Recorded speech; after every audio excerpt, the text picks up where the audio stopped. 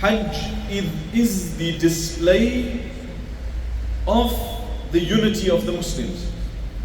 We find people from different parts of the globe and from different ethnicities and from different tribes and from different communities and from different families, all headed in one direction, and that is Makkatul Mukarramah. But if someone were to ask, why is it that they are going to Mecca? Then the answer is, it is for none other than Allah Rabbul Izzati wal Jalal. They are intending Mecca for the sake of Allah subhanahu wa ta'ala. Hence, Hajj is actually a profound message in the unity of worship of the Muslimin, and that is the worship of Allah Rabbul Izzati wal Jalal, which is a display of the unity of the Ummah of Rasulullah sallallahu alayhi wasallam. Rasulullah sallallahu alayhi wasallam, while he was in Hajj, in the middle of the days of Tashriq, he stood up and he gave a khutbah, and he said in that khutbah, Ala inna rabbakum wahid, behold, your Lord is one. وَإِنَّ أَبَاكُمْ وَاحِدٌ, and your father is one, meaning Adam alayhi salatu wassalam. أَلَا لَا فَضْلَ لِعَرَبِيٍّ عَلَى عَجَمِيٍّ إِلَّا بِالتَّقْوَى. Behold, there is no favor for an Arab over a non-Arab except with the consciousness of Allah subhanahu wa ta'ala. وَلَا لِعَجَمِيٍّ عَلَى عَرَبِيٍّ, and there is no favor that a non-Arab holds over an Arab. وَلَا أَحْمَرَ عَلَى أَسْوَدٍ, and neither is there a favor that the red man holds over the black man. وَلَا أَحْمَرَ عَلَى أَسْوَدٍ, and neither does a red man hold favor over the black man. إِلَّا بِالتَّقْوَى, except with the consciousness of Allah Rabbul Izzati wal Jalal. Except with one factor and one factor alone, and that is the consciousness of Allah Rabbul Izzati wal Jalal. So Islam's primary message is that these lines of divide that we have made lines of divide today, based on race and culture and tribe, are not actually meant to divide us. They are not meant to divide us. The primary purpose of this, Allah Rabbul Izzati wal Jalal told us, Ya ayyuhan nas, inna khalaqnakum min dhakarin wa untha, wa ja'alnakum shu'uban wa qabaila lita'arafu. O people, we have created you from male and female, and we made you into tribes and nations, hence, so that you may get to know one another. So the very reason Allah Rabbul Izzati wal Jalal used and created us for, created these races and tribes for, is the reason that we use to discriminate against each other. Allah created us to get to know one another. Hence we have black, we have white, we have yellow, we have all sorts of colors. So Allah subhanahu wa ta'ala created these colors and these tribes for us to get to know one another. But what do? We use the very reason that He created for us to get to know one another to discriminate against each other. And that is the height of ignorance. That is why when one of the Sahaba radiallahu anhum addressed his brother and said, Yabna Sawda, O son of a black man, then Rasulullah sallallahu alayhi wasallam told him, Innaka lamru'un fika jahiliyyah. In you there is ignorance. You are a man who has ignorance. Why? You are ignorant of the fact that Allah Rabbul Izzati wal Jalal created these races and tribes in order to get to know one another, in order for you to intermarry, in order for you to mix your communities. You know what happens when we intermarry into different tribes and races? Yes, there needs to be a level of understanding where they are of similar understanding so that they can get along with each other. What happens when we intermarry? What happens? You find that the ummah of Rasulullah sallallahu alayhi wasallam is strengthened, because the reason why we are marrying is because we do not discriminate in Islam. We don't discriminate in Islam, hence the doors are open. So you find that this is displayed in Hajj. And Rasulullah sallallahu alayhi wasallam, after making this very clear, he said, "Aballaght, have I conveyed?"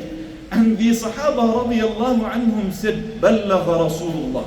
The Messenger of Allah sallallahu alayhi wasallam has conveyed. Why would Rasulullah sallallahu alayhi wasallam end off with this? In order for us to perk our ears up and understand that this is a very, very, very important message. If not the most important message that we can have today. And if we take a look at all of these Hujjaj who go to the house of Allah Rabbul Izzati wal Jalal, each one of them is going there for one reason and one reason alone.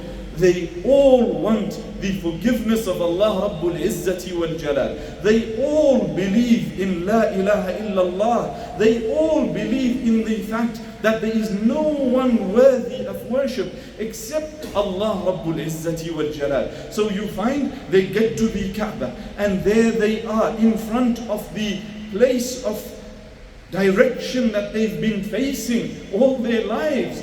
Black man next to a white man, next to a yellow man. No difference. No difference between any of them. All standing shoulder to shoulder, side by side. La fadla li ahmar ala aswad. This is the coming true or the realization of the prophecy of Rasulullah sallallahu alayhi wasallam, or of the command of Rasulullah sallallahu alayhi wasallam, where he is saying there is no difference between a black man and a white man. No difference. They stand shoulder to shoulder, all seeking one thing and one thing alone, Allah Rabbul Izzati wal Jalal. The only being that they are seeking is Allah Rabbul Izzati wal Jalal and none other than Him. And this is what makes us Muslimin. This is the power that we have. This is the strength that we have. When we are united, we are together, we are for Allah Rabbul Izzati wal Jalal. Even those whom we have difference with in our fiqh, sometimes there is a difference in the way that we worship. Someone raises his hand, another man doesn't raise his hands, and another one, he ensures that he says the takbir aloud and he recites aloud, and the other one doesn't. Where there is an understanding based on clear evidence from Quran and Sunnah, we still worship side by side, and we still worship the one Lord. Why? Because we are all brothers. We are all brothers and sisters in Islam. And the minute we use anything to divide us, it becomes a problem. It becomes a problem. Why? Because we are now dividing up the ummah of Rasulullah sallallahu alayhi wasallam. Where you can unite the people. And this begins at home, my brothers and sisters. This begins at home. So within your own home and within your own families, whatever differences you may have, resolve them for the sake of Allah Rabbul Izzati wal Jalal. It is easy for us to say, let us go and resolve the problems of the world. Let us try and resolve those issues. But my brother, you have not spoken to your niece or your nephew for the last 20 years, and you are busy telling us you will resolve the problems of the ummah?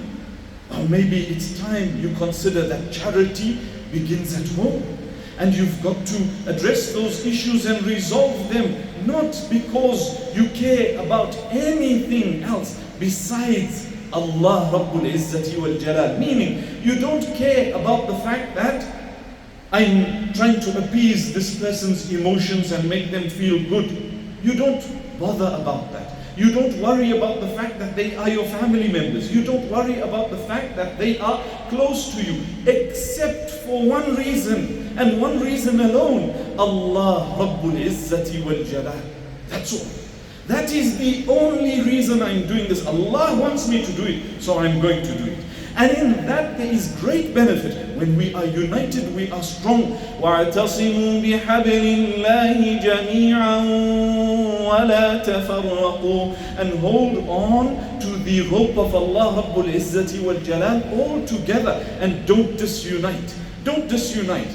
When you hold on to the rope of Allah Rabbul Izzati wal Jalal, what you are doing is actually holding on to the Quran. And that, my dear brothers and sisters, all of us in Islam, we believe in the Quran. We believe that it is the word of Allah Rabbul Izzati wal Jalal. And by extension, the Sunnah of Rasulullah sallallahu alayhi wa sallam. When you believe in the Quran, you believe in the Sunnah of Rasulullah sallallahu alayhi wa sallam. You will find not even one Muslim tell you that I believe in Allah Rabbul Izzati wal Jalal, but I don't believe in the Quran. So why the disunity? Why the fighting? Why the clash? We need to unite. And we need to unite as much as possible. And when someone reaches out to you with an extension of a truce, and they are telling you that let us come together, then accept that, not for me, not for you, not for their ego, not for your ego, but for the sake of Allah Rabbul Izzati wal Jalal. And on the day of Arafah, we find that the Muslimun all gather in one plane. They all gather in one plane. And they are all dressed in a certain type of clothing. All dressed in two pieces of cloth. An upper garment and a lower garment.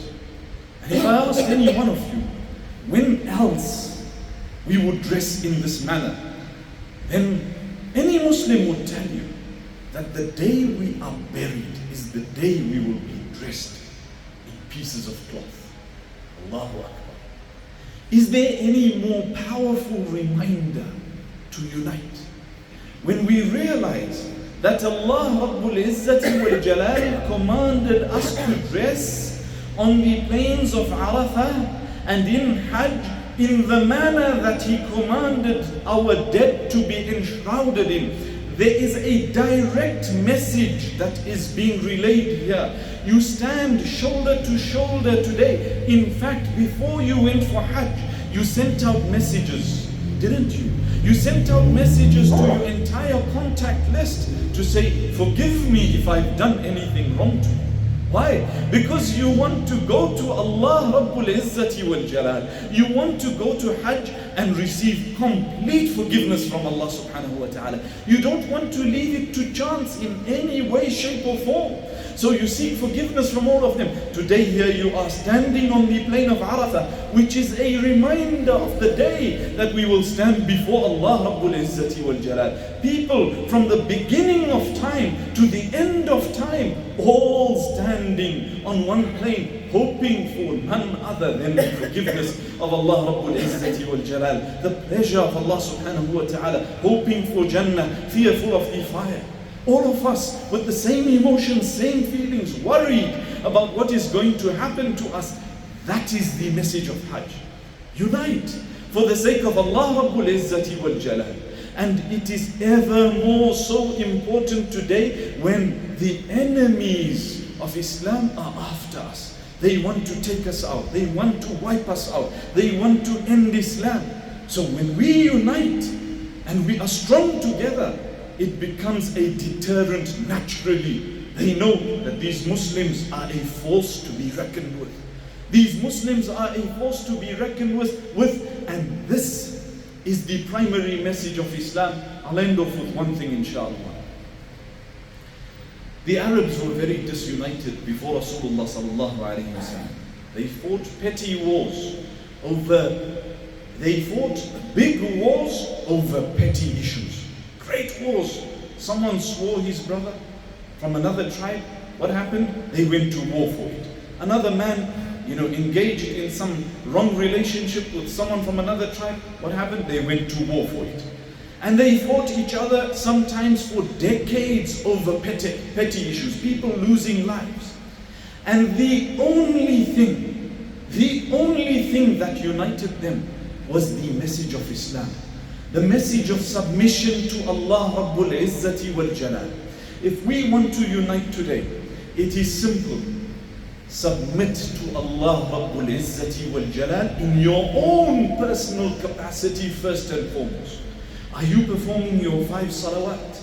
Are you reading your adhkar? Are you remembering Allah Rabbul Izzati wal Jalal? Are you fasting in the month of Ramadan? Are you keeping your harm away from your brothers and sisters? Are you keeping away your hands, protecting yourself from harming other people? Because protecting others is actually a protection for yourself with Allah Rabbul Izzati wal Jalal. Are you doing that? Are you submitting to Allah subhanahu wa ta'ala? Are you keeping your tongue and holding your tongue away from speaking injustice and that which is bad? Are you doing that? Ask these questions and change yourself.